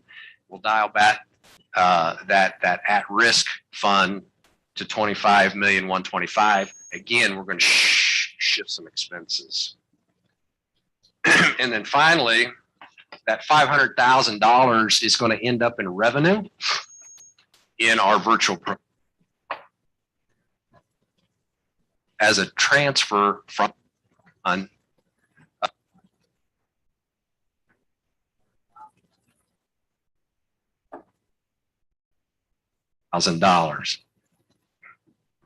Excuse me. So transfers in the general fund, the only thing we're impacting is going to impact revenue into that at-risk, and then decreasing revenue into at-risk and increasing revenue into our virtual program. Overall, our overall budget authority in the general fund will dial back from 104 million to 102 million. And then again, just to reiterate, we'll dial back the LOB about $1 million. Once we get Dr. Anderson gets our final legal max letter in June. What we're asking you to do doesn't impact ad valorem taxes or mill levy, anything like that. So, but the hearing gives people, if we were to do that, if we were standing here asking you to raise the adopted budget authority and capital outlay, that has a mill levy. That's a whole different animal. This is singularly moving some stuff around within the adopted budget, increasing that virtual spending. Does that make sense? Mr. McGee, any sense of what virtual education might look like next year? I know there's a lot of variables, but any? Well, we sure missed this one. Yeah. Well, and remember, this one is because we opened in part an elementary virtual academy. This is our first year, so you're reaping the benefits from that in those 80 plus students. Yeah. Previously, we had 15 as the pilot. We anticipate continuing virtual as many of those parents would like to continue with that program. So at this time, we'll plan accordingly. We will be surveying those families to make sure, since climate things have changed, we'll survey them again just before the last day of school to make sure that they're still wanting to participate. And we plan to continue. Any other questions for Mr. Minke? All right, thank you so much. Okay, so we've heard the discussion item. Is there any other discussion about this item? Seems rather straightforward. Okay.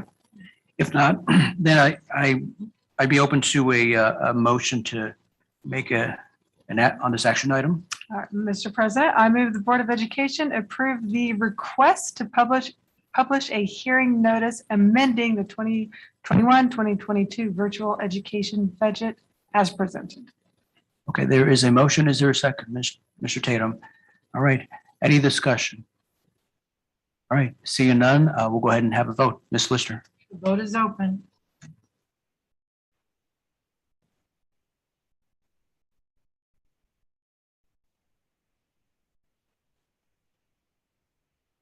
All votes are in and the motion carries unanimously. Thank you so much. The next item on our agenda is, let's see here, board member comments / committee reports. Dr. Bonebrake.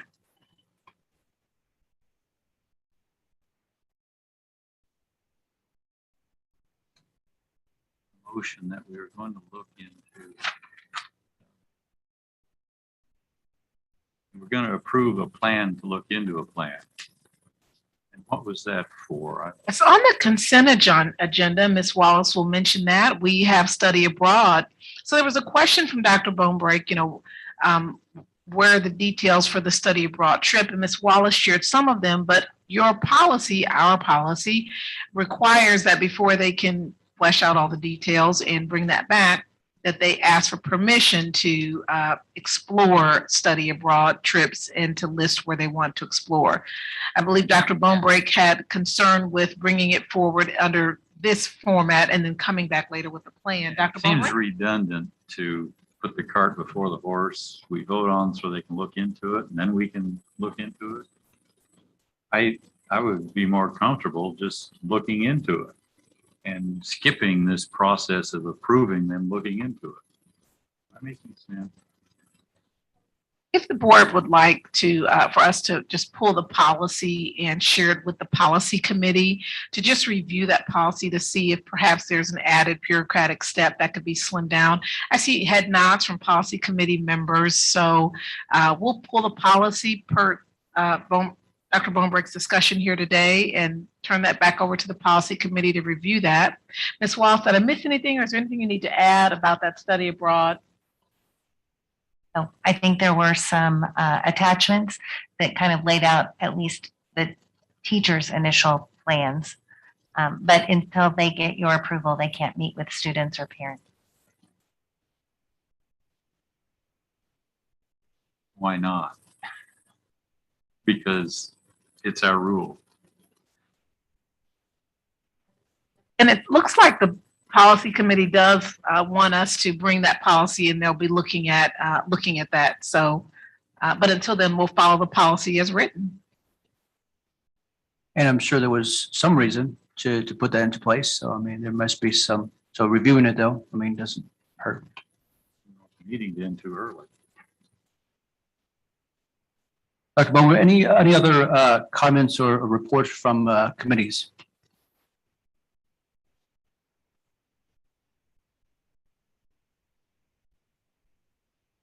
Okay, moving on, Dr. Schumacher.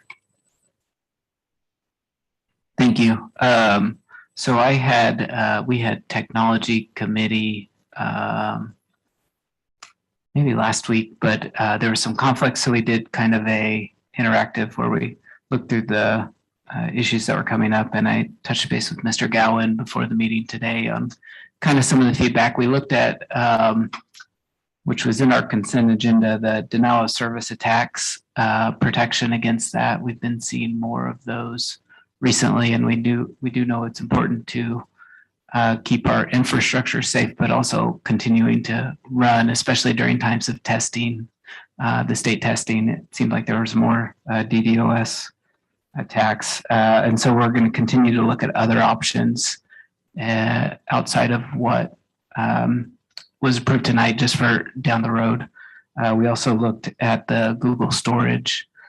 We're running up to the cutoff date for having to have a certain amount of storage. So managing storage for staff and teachers, and then just talked a little bit about some of the labs and the technology that were in the labs. So we had technology meeting, and I think I'd be remiss if I didn't appreciate the teachers in my life today during Teacher Appreciation Week. I've known Mrs. Munoz since I got to town, taking care of her two children, and I'm really proud of her and what she's done. And I think what she said tonight with teaching being a partnership, and I hope that the people in this district know that we're all partners with them, not only as board members, but I can say as a parent and a community member and somebody that lives within the district. I will continue to partner with the teachers and the staff that make 501 a pretty amazing place. And I think that's all I have. Thank you so much. Mr. Tatum. Thank you, Mr. President. You know, I don't think either of my committees have met since we met as a board last. So I don't have a committee report, but I do have a comment and a question. And so my comment is, last night I had the pleasure of attending Topeka High's Dogs on the Lawn concert. Now, this was a concert put on by the freshman band, the varsity band, and the percussion ensemble. Unfortunately, because of the weather, there were no dogs and there was no lawn. The concert was in the gym at Topeka High School. And my daughter, Olivia, was the flute, one of the flutists. And at one point, she actually had a flute solo. She was the only flutist playing, and then the others came in shortly after her. So it was a wonderful concert. I know Miss Stewart Campbell was there also. But I wanted to highlight a really cool piece of information. The director, the band director, was Mrs. Antonetti, and she explained at one point that one of the songs that they played last night was a piece that was a part of a collaboration between Topeka High and other schools in the nation, in which they all contributed a piece of composition to the entire song, the entire song structure. And it was the first time that they had played it publicly here in Topeka. So it was just amazing. I mean, it was a pretty interesting song. You could kind of tell where, one group contributed, and then, another group came in and contributed another element of the song. But that was so cool. It made me so proud of those students, and the fact that they were just so engaged with that process and serious students of their music, that they were able to contribute to something cool that will last for a very, very long time. That song will be around for ages to come. So kudos to the directors and the students who were involved in that Dogs on the Lawn concert. My question, Mr. President, I am wondering if it's possible for us next board meeting to receive a report on legislative activity. With the wrap up of the legislative session, I know that the legislators will be coming back May 23rd, I think it is, which may or may not be the end of the legislative session. But there's been a lot of activity on education related bills, some of which have been successful in being voted into law, and others which have not. And since there's so much going on, I think I believe it would be beneficial for the board to hear an update on, especially, I know special education funding will also be impacted by some of the legislation passed this year. So I thought it'd be beneficial for the board to hear an update on those things. Okay, yeah, that sounds good. Thank you. Mrs. Smith. So I whipped out my calculator because I can't do this in my head. Math is not my gift. We had 19 people here tonight with 25 years, which equates to 475 years of service. So that was just the people that we acknowledged, right? That was not the principals in the room and the support staff that came, and the camaraderie, which just, it just gave me chills. We have such dedication from our staff, and obviously we could not do what we do. We would not be in public education had people not have that kind of heart to be of service and give their lives and the very best of them to other people. So I just want to acknowledge that again. That is pretty amazing when you look at just 19 people, 475 years, and that's not even counting all, the people that we still have remaining in this room, your years of teaching or the principals. So I thought that was pretty outstanding. I had my call with Dr. Anderson earlier today, and she giggled when she heard that I was reviewing the KESA visitation team documentation. It was the blue binder that I got from Sue last week. And let me tell you guys, there is some amazing information in this binder about what our teachers, staff, and administration are doing. And I was really excited to hear Dr. Anderson said we will all be proud owners of our own binder for the retreat, because I found myself wanting to take notes. Yeah, the T-Calc was one. The anticipated enrollment, I think, was you'll have to, I can't remember numbers specifically, like 203 for this year, and they calculated or estimated to be over 300 for next year. I would love to go to that facility. I can say that I haven't been there yet, so if we could have a board meeting there, I just think it would be interesting to see what they're doing. But I encourage everybody, when you get your binder, don't be put off by all the words. There is good stuff in there. And finally, the policy committee, we met last week, I believe, and we talked a little bit about about the policy committee in general. I had some personal feedback. One of the things I did when I became a board member was print that policy manual off. I like to play with policies on paper. And so that was a task in and of itself. And so, I identified some ways that I think maybe we can improve that process, because it is the framework that we give, that we have to operate within. It's our player's manual, so to speak. And so I believe that it should be very easy to engage and to find for anybody who might want to take a look at it. So that is something we spoke about. We also spoke about getting on a regular cadence of reviewing policies and presenting those to the board pretty regularly. So you guys, just because you're not on the policy or in the committee meetings themselves, you have an idea of what's being discussed, and doing that on a fairly regular basis. So, thanks. That's great. Mrs. Stewart Campbell.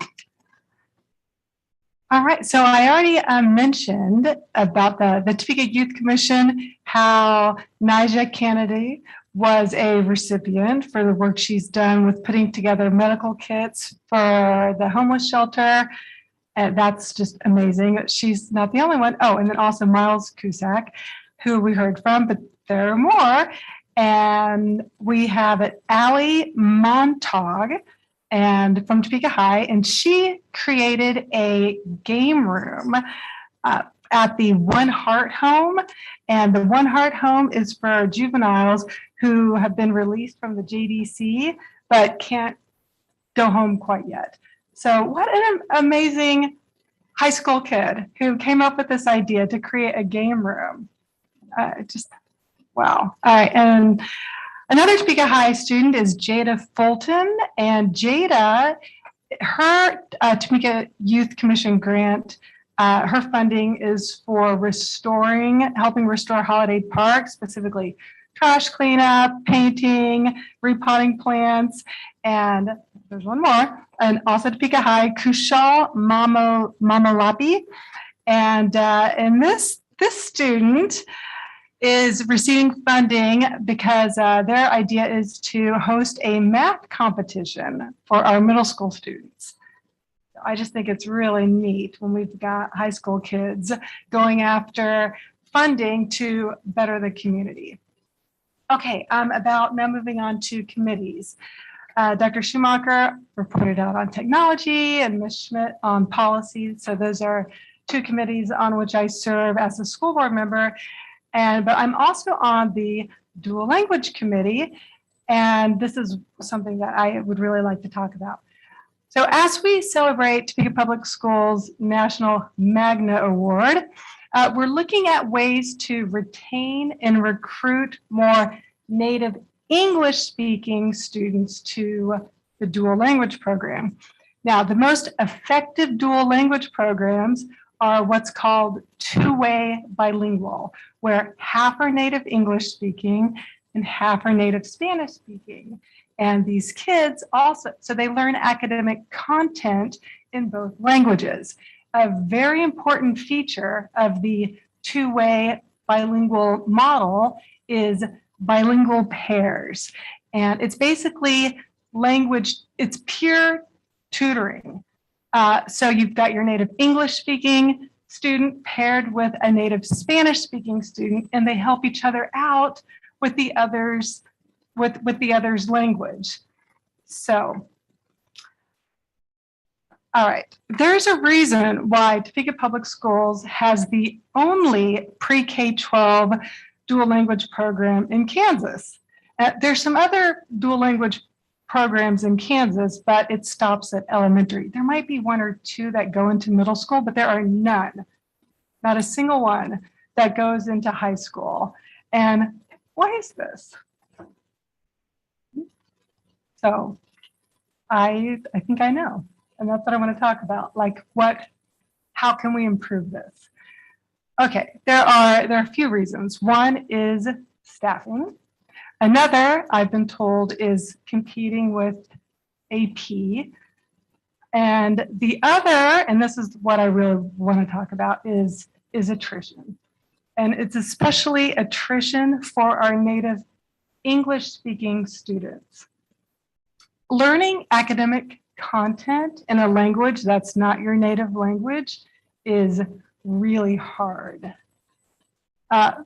Believe me, I was trying to help my son last night with Spanish biology, that speciation, evolution. I was getting out the Google Translate.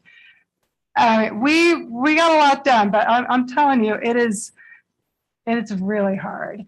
And he's a freshman. He is one of only 4 native English speaking kids at Topeka High in his freshman class. But in elementary at Scott, he was one of several. What's happened to all these native English speaking kids? So one thing I've mentioned before, and it bears repeating, the fact that dual language is now a core, so Spanish language arts is core and not an elective. That's helped a lot, and it's also now weighted as it should be. I'm really happy with his C in biology right now because it's hard, and so it's a B. He's going to try and get it up to a B he's got a few more weeks, but so I know that is going to help a lot. It's really important that we do whatever we can to recruit and retain more native English-speaking kids so they can have the language partner, so we can graduate more bilingual and biliterate students who are ready for the 21st century global workplace. I'm thinking of our IB presentation tonight. Okay, so I think so our committee here, the Dual Language Committee, has some very good ideas on how to address this challenge. So that's something that we talked a lot about. And yes, and one of our biggest challenges is educating the general public. So when I say dual language, you all know, what I'm talking about. Everybody in this room is an educator in some way. So you know what I'm talking about. But John Q, Jane Q, they hear dual language and they're like, what? In fact, I told Dr. Anderson this, I was at a track meet and I heard some parent say, oh, the dual language program, right, that's for the Mexican kids who are learning English as a second language. That's what they think. And why would they not know that dual language is for native English speakers and native Spanish speakers if you don't know what you don't know? You know what I'm saying? Okay, so our committee has, we've got ideas out there on how we can better educate the public so we can get more kids enrolled in dual language, because it is the most effective way to not learn, but acquire. It's different. Acquiring another language is different than learning another language. So anyway, I'm really excited about the ideas that the committee has, and I look forward to graduating more native bilingual and biliterate native English speaking kids too. And that's all. Thanks. Thank you very much. couple of things on my list here. Two committees which I serve under, a couple of other things, but one is the Finance Committee, which you're right, Keith, we have not met yet. We're going to be meeting on Tuesday. So generally, usually it occurs before we meet. And so just happened to fall on next week. So we'll be meeting to hone up on where we are in terms of finances for the district. I also have a regular meeting with Dr. Anderson and with Ms. Boley to sort of plan out the board meeting. So Keith, I'm glad that you mentioned, hey, we should be hearing about this. And so at any point when you all have items that you want to see at some future board meeting, let me know. And during these comments or just reach out to me. I'll also try to do a better job of reaching out to you all before I meet so that as we're planning the next month, we'll have I've heard from you all what you want to hear. Just my part, doing my part to make sure that what you want to hear about is incorporated into it, and we'll fit it in as best as we can. So those are the board meetings that I also for the first time reviewed Head Start. The president is authorized to do some reviewing some of the reports and signing off. And thankfully, I had Ms. Lister lean on with to help me sort of certify some of the things. I had some computer program problems, but I'll get it the second time. What else? A couple of things. The city of Topeka, for those who have family members who are 60 and plus, the city of Topeka has a new program they just pushed out today where those family members, individuals 60 plus, can receive a new computer and a couple of other things attached to that computer. And so I think for our families, the families of our students may potentially benefit from this. And so there are funds, and I'm sure Mr. You know well about this. And so it was just announced today, if you know of families who are computerless and who could benefit from this and whose families could benefit from this, please bear in mind that the city is looking to do that during the month of May. I think for right now, that is it for me. Yeah, obviously, we missed out on Ms. Boley today, but she'll be back with us next time. And as you probably have noticed, our agenda is a little bit different. Where now we have, after our board comments as well as committee reports, executive session, and then an approval of personnel report. So we'll move on now to our executive session, and I'm looking for a motion. Mr. President, I move that the Board of Education of USD 501 recess to executive session for 15 minutes with leadership to discuss a confidential employee matter to protect the confidentiality of the employee to be discussed and to return to open session. Okay, not sure about that. All right. At 8:10. It would be 8:10. At 8:10 p.m. in the boardroom. All right, we have a motion. Is there a second? All right, it looks like Dr. Bonebrake, you won that one. All right. Any discussion? Okay. Do we need a vote, Ms. Lister? Yes, Yes, the okay. vote is open. All right, go ahead.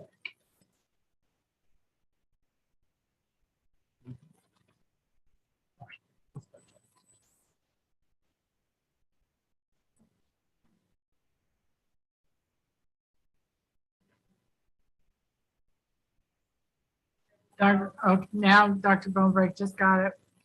The votes